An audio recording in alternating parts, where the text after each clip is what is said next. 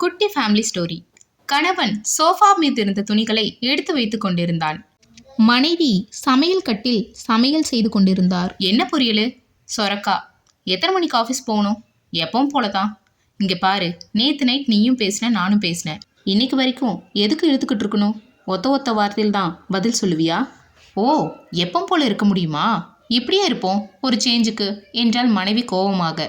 கணவன் அவளை பார்த்துவிட்டு ஹாலுக்கு வந்தான். வந்தவுடனே சோஃபா போட்டிருப்பதை எப்பவும் போல இல்லாமல் அதை மாற்றி அமைத்தான்.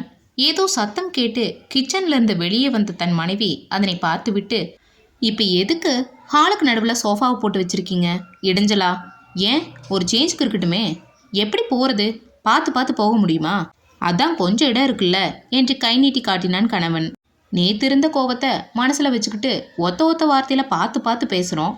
இதில் பார்த்து பார்த்து போக முடியாதா என்றான் கணவன். எனக்கு புரிஞ்சுதுப்பா, எடுத்து ஓரமாக போடுங்க என்று சொன்னால் சிரித்தபடி மனைவி. எதை, கோபத்தையா சோஃபாவையா என்றான் கணவன்.